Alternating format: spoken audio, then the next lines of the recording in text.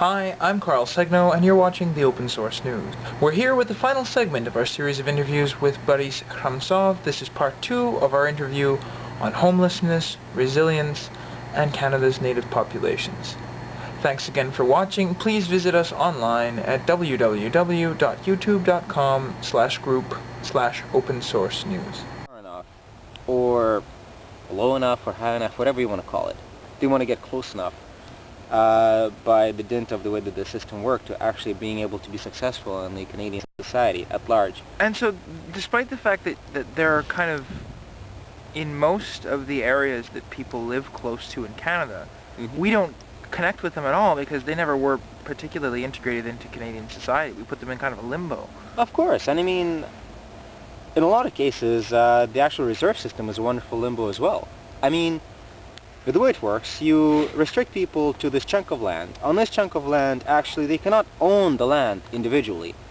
As a matter of fact, if they want anything to be done with the land, it has to be first passed off to the Ministry of Indian Affairs, and then something can be done with it. So you can't build a house on the land because you can't own the land. You can own the house, but that's not too terribly useful if you don't have the land underneath it as well. On these reserves, there's absolutely no job creation that the government does whatsoever. So you have horrific unemployment rates. And they've kind of got to get off the reserve to become part of the economy. Yeah. And that means leaving their communities, in a sense. And so from one end, Canadian government emphasizes the fact that, you know, these people, they're special, they have their own unique culture, and they, I wouldn't say force, but they definitely encourage the confinement to this geographic area, which is the reserve, except without actually providing any means of survival on the reserve. I mean, obviously it's a fiction, the Canadian state approach to Native people. I mean, it's very uncomfortable, right? It's genocide. It's just our state is kind of founded on genocide in that sense. That's not a comfortable thing for Canadians to think of. So I kind of got to figure, you know, like part of it is just that we don't want to come to terms with how bad it is, I think. Well, here's another good one. Actually, this is something that we just saw today. And we're going to post a URL link for this as well.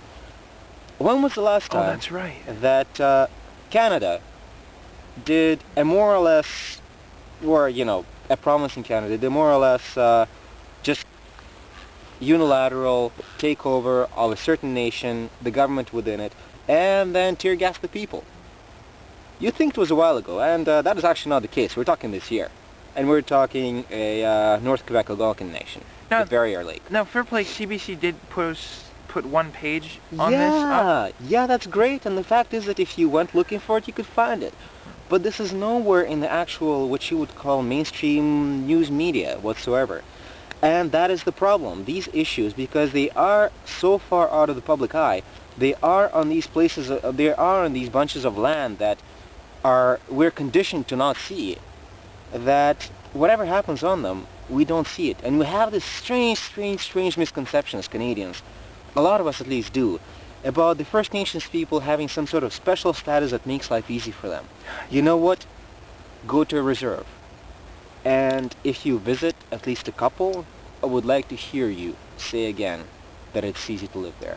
Like, at least, when people used to rant and rave about it to me, a lot of it was simple. Like, they don't have to pay GST. We have to pay GST. That sucks. Like, all of it had to kind of do with this level of money, and it doesn't take into account... they get cheaper smokes, they get cheaper gas, Yeah, and it doesn't take into account the social problem, the problem that they're isolated from society by other things besides just basic economics.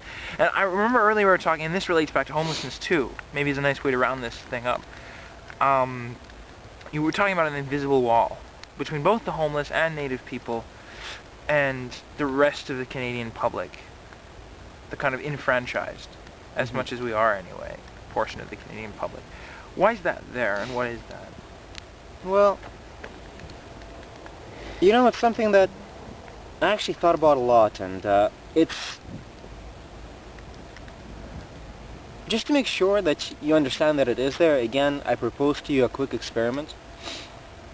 Take the dirtiest bunch of clothes that you have, the clothes you garden in, the clothes you clean house in, the dirtiest, oldest set of clothes you have. then go and sit down and start talking to a homeless person begging on the street.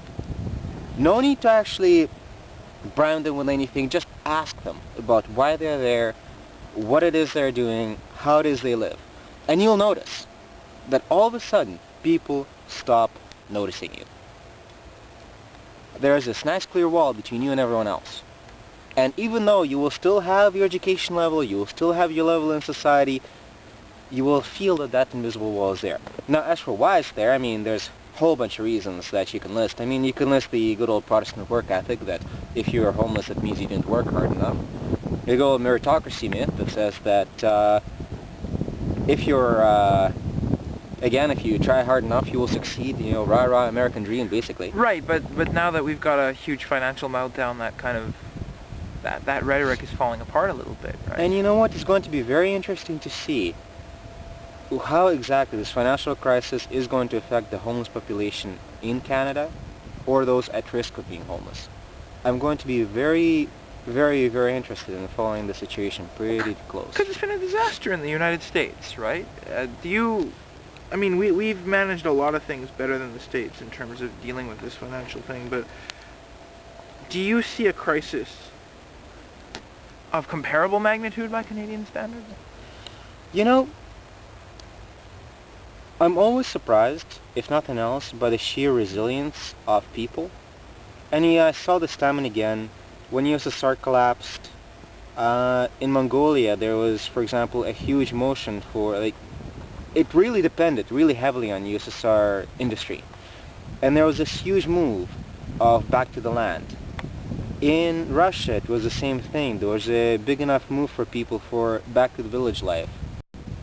And heck, not going too far, when the Newfie economy collapsed with the fisheries and the mining and all that stuff, I mean, when you go to a lot of the smaller places, people still live there. And you know what? I've had much more delicious meat and much more delicious preserves and in general food in Newfoundland than I've had in most of the places in BC. So, you know, yeah, I mean, life is going to be more difficult for a lot of people. I think that goes without saying. But you're saying that these people, in some ways, have a much greater resilience to this kind of collapse than middle or upper class type people who are more isolated.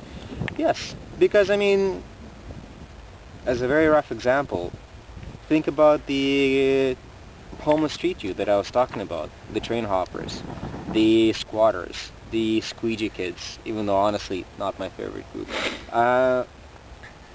These are the guys that come up with squatter candles. These are the guys that travel around for free. These are the guys that dumpster dive and really that can live off, they are the urban equivalent of living off the land. So, you know, the resilience is there, and what I think the real key is actually trying to make sure that not too many people fall through the cracks. As for who will provide that social security net, I don't know. And I'm going to be interested to find out. That's a good place to leave off, I think. This theme of going back to the land and living off the land and all that kind of stuff. We're going to have a couple interviews, hopefully, about fourth world issues.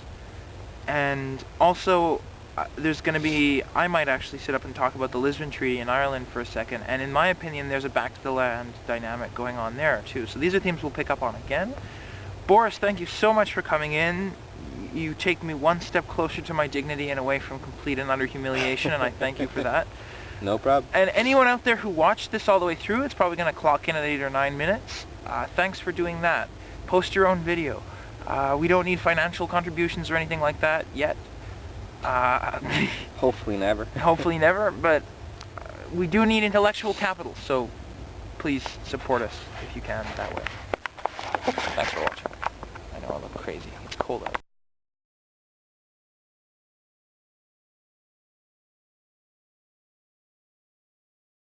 This is the end of the squatter's candle, for now. This is how you extinguish it in winter if you are dumb and don't have a nice, flat, non-burnable surface. And we are back to normal winter wonderland light levels in 3, 2, 1. I didn't need that countdown. It's snowing in Vancouver!